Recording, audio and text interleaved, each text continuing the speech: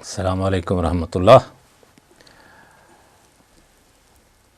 اما بعد فإن خیر الحدیث کتاب اللہ وخیر الہدی ہدی محمد صلی اللہ علیہ وسلم. سوال یہ ہے کہ ہم جنوں کے شر سے کیسے بچ سکتے ہیں؟ کیا جن انسانوں پر اثر انداز ہو سکتے ہیں؟ نیز جنوں سے بچنے کا طریقہ کیا ہے؟ یہ سوال شیخ سے یہ سوال پوچھا گیا کہ جنوں سے بچنے کا کیا طریقہ ہے اور کیا جن انسانی جسم پر اثر انداز ہوتے ہیں کہ نہیں. جواب سے پہلے میں یہ عرض کر دوں، پہلے بھی عرض کیا تھا کہ مخلوقات تین قسمیں ہیں. جن ہیں، انسان ہیں اور فرشتے ہیں. جنوں کو اللہ رب العزت نے آگ سے پیدا کیا، انسانوں کو مٹی سے اور فرشتوں کو نور سے. جن کو جن اس لیے کہتے ہیں کہ وہ نظر نہیں آتا، اسی سے جنون ہے. جب پاگل پن عقل پر غالب آ جائے، عقل فنش ہو جائے تو کہتے ہیں فلاں آدمی مجنون ہے. جنت کو جنت اس لیے کہتے ہیں کہ گھنے درختوں کی وجہ سے زمین چھپ جاتی ہے، تو اس لیے اس کو جنت کہتے ہیں. جنت سے مراد ایسے باغات جن میں زمین نظر نہ آئے. سوال یہ ہے کہ کیا جن انسانوں پر اثر انداز ہو سکتا ہے اور جنوں سے بچنے کا طریقہ کار کیا ہے؟ شیخ رحمۃ اللہ علیہ اس کا جواب دیتے ہیں، بے شک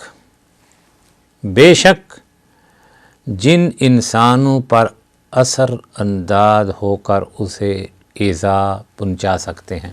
تو ہمارے تو ماشاءاللہ تبارک اللہ ہمارے بر صغیر پاکستان، انڈیا، بنگلہ دیش، یہ جو ہماری غریب پارٹی ہے نا، ان پر یہ شیخ کے کلام نہیں میری طرف سے ہے، ان پر ہر ایک میں جن گھسا ہوا ہے. سایہ ہو گیا، اس کو سایہ ہو گیا. شیخ اس بات کا اعتراف کرتے ہیں کہ بے شک جن انسانوں پر اثر انداز ہو کر اس کو ایذا یعنی تکلیف پہنچا سکتے ہیں. ان کی ایذا پہنچانے کی مختلف صورتیں بھی ہو سکتی ہیں. وہ قتل کر سکتے ہیں، پھر پتھر مار کر ایذا پہنچا سکتے ہیں، اور انسان کو ڈرا بھی سکتے ہیں، خوف زدہ بھی کر سکتے ہیں.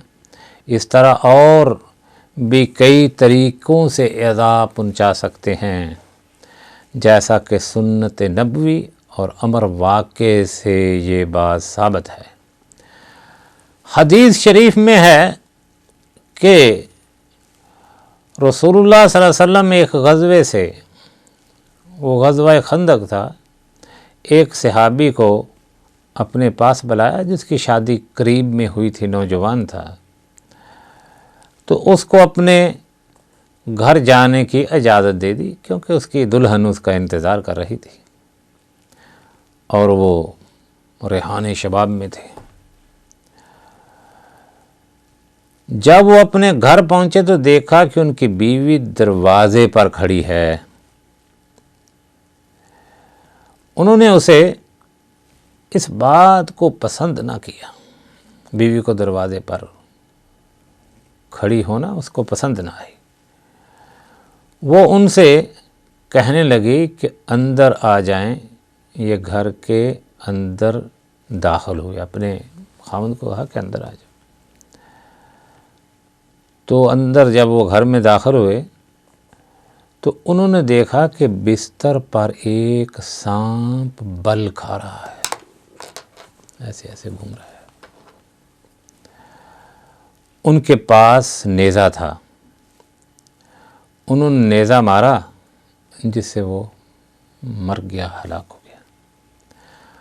اور عین اسی لمحے جس میں سانپ مرا وہ صحابی بھی فوت ہو گیا، حتیٰ کہ یہ معلوم نہ ہو سکا کہ ان میں سے پہلے کون فوت ہوا ہے، سانپ یا صحابی رضی اللہ تعالی عنہ۔ جب نبی اکرم صلی اللہ علیہ وسلم کو اس واقعہ کی اطلاع ہوئی تو آپ نے چھوٹی دم والے خبیث سانپ اور اس سانپ کے سوا جس کی پشت پر سفید اور سیاہ دو دھاریاں ہوں، گھروں میں آنے والے سانپوں کے قتل سے منع فرما دیا۔ فرمایا کہ ان سانپوں کو قتل کرنا ہے، ان کو نہیں کرنا، جس طرح ہم نے وضاحت کی ہے۔ یہ حدیث اس بات کی دلیل ہے کہ جن انسانوں پر زیادتی کر سکتے ہیں اور انہیں ایذا بھی پہنچا سکتے ہیں، جیسا کہ آپ نے اس واقعہ میں سنا ہے، اور تواتر کے ساتھ ایسے واقعات ثابت ہیں کہ انسان کسی ویران جگہ پر گیا تو اس پر پتھر گرنے لگے، حالانکہ اس ویرانے میں کوئی انسان نہ تھا۔ اس طرح بعض اوقات وہ ویرانے میں ڈراؤنی آوازیں یا پتوں کی کھرکھراہٹ جیسی آوازیں سنتا رہا، جس سے وہ ڈرتا اور ایذا محسوس کرتا تھا۔ اس طرح جن انسانوں کے جسم کے اندر بھی اس سے عشق کی وجہ سے یا اسے ایذا پہنچانے کے ارادے سے یا کسی اور سبب سے داخل ہو سکتا ہے، جیسا کہ درجہ ذیل آیت کریمہ میں اشارہ ملتا ہے۔ اللہ رب العزت فرماتے ہیں اپنی مقدس کتاب میں، الذین یأکلون الربا لا یقومون الا کما یقوم الذی یتخبطہ الشیطان من المس۔ جو لوگ سود کھاتے ہیں وہ قبروں سے اس طرح حواس باختہ اٹھیں گے کہ جیسے کسی کو جن نے لپٹ کر دیوانہ بنا دیا ہو، ایسے کرتے کرتے قبروں سے اٹھیں گے۔ اس صورت میں جن انسانوں کے اندر سے بات کر سکتا ہے، بلکہ وہ شخص سے بھی باتیں کر سکتا ہے جو اسیب زدہ کو قرآن کریم کی آیات پڑھ کر دم کر رہا ہو، جو جن نکالنے کی کوشش کرتا ہے، جن اس سے بھی باتیں کر لیتے۔ دم کرنے والا بس اوقات اس سے یہ وعدہ بھی کر لیتا ہے کہ وہ آئندہ ایسا نہیں کرے گا۔ اس طرح کے بہت سے امور حد تواتر تک پہنچنے کی وجہ سے لوگوں میں بہت مشہور ہے۔ جنوں کی شر سے بچنے کے لیے انسان کو وہ پڑھنا چاہیے جس کا اس بارے میں سنت میں ذکر ہے۔ مثلاً اس مقصد سے آیت الکرسی پڑھی جائے، کیونکہ انسان جب رات کو آیت الکرسی پڑھ لے تو اللہ تعالیٰ کی طرف سے ایک فرشتہ اس کی حفاظت پر مامور ہو جاتا ہے اور صبح تک شیطان اس کے قریب نہیں پٹک سکتا۔ تو اس لیے ان کی شر ہے، تکلیف دیتے ہیں، لیکن ان سے اتنا خوف زدہ نہیں ہونا چاہیے کہ انسان کا ایمان ہی جاتا رہے۔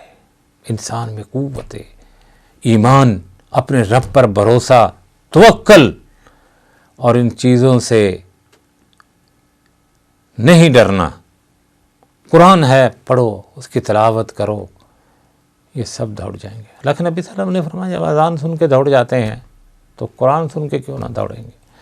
تو اس لیے سے ڈرنا نہیں، اس میں کوئی شک نہیں، یہ اثر انداز ہوتے ہیں، تکلیف دیتے ہیں، لیکن ان کا علاج اللہ رب العزت کا قرآن ہے اور نبی کا فرمان ہے۔ آیت الکرسی کثرت سے پڑھے، گھروں میں تلاوت کرے تو انشاءاللہ یہ دوڑ جائیں گے۔ دعا ہے اللہ رب العزت ہمیں اپنے رب سے ہی ڈرنے کی توفیق عطا فرمائے۔ اللہم صلی علی محمد وعلی آل محمد۔